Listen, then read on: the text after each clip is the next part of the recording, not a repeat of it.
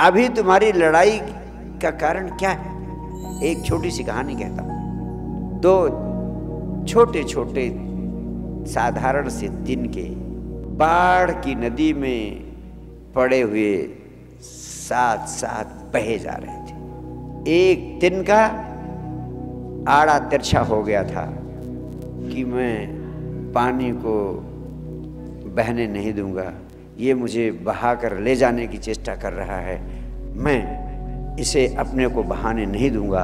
आड़ा तिरछा होकर के संघर्ष कर रहा है बाढ़ की नदी के जल की धार के खिलाफ कि मैं इसे अपने को बहाकर ले जाने नहीं दूंगा, मैं पानी को बहने नहीं दूंगा, मैं इसे रोक लूंगा। और बहाव भी जा रहा है। बाढ़ की नदी के पानी कैसे रोक सकता है?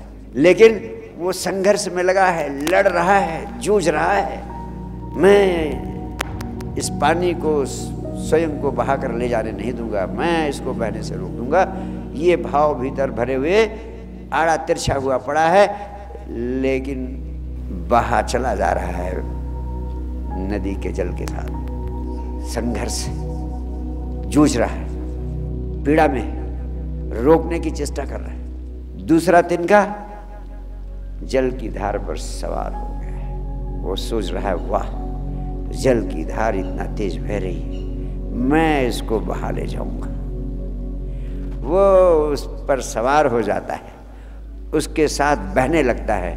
जिधर धारा जाती है उधर बहते हुए जाने में आनंदित होने लगता है। दोनों साथ साथ बहे जा रहे हैं, दोनों की बहने की गति एक जैसी है, लेकिन एक आड़ा तिरछा संघर्ष में पड़ा है, लड़ाई में पड़ा है, विषाद में है, तनाव में है, दुख में है, टूटता जा रहा है, बहा वो भी जा रहा है। दूसरा जिसने विरोध खत्म कर दिया है वो भी बहा जा रहा है, लेकिन नाचता हुआ, आनंदित, सवार हो गया है, उसे अच्छा वाहन मिल गया है, वो सागर की तरफ बहता जा रहा है।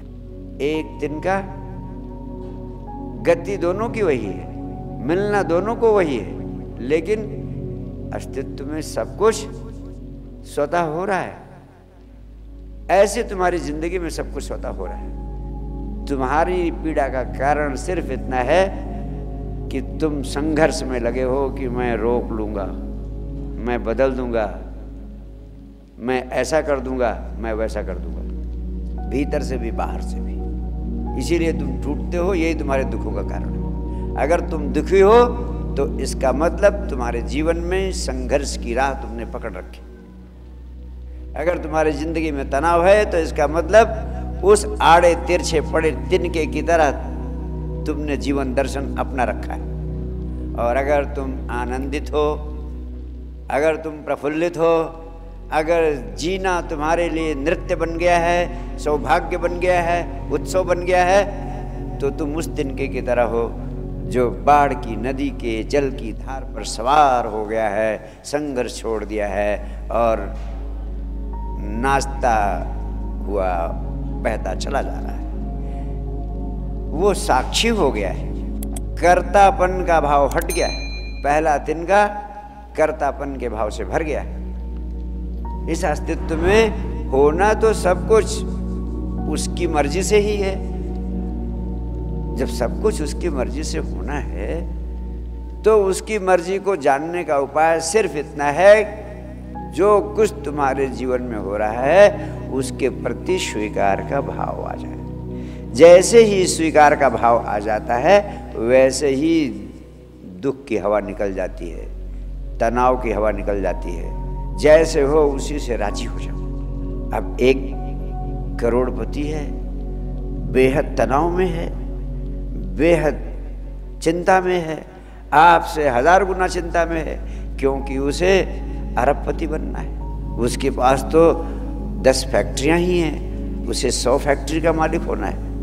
अब वो तनाव में है, सब कुछ करते हुए 100 फैक्ट्री की जगह 1000 फैक्ट्री लगाने की चेष्टा करते हुए भी तनाव मुक्त हो सकते हो, अगर कर्तापन का भाव हट जाए, अगर उसकी मर्जी से राजी हो जाओ। अपनी मर्जी को छोड़ते ही एक विराट घटना घटती है, तुम साक्षी हो जाते हो, और जब तुम साक्षी हो जाते हो तो उसके साथ एक हो जाते हो, ऊर्जा के साथ जो सब कुछ करा रही।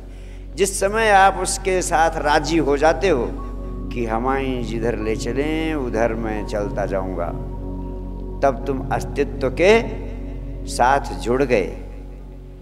अस्तित्व के साथ जुड़ते ही विराट शक्ति तुम्हें मिल जाती है।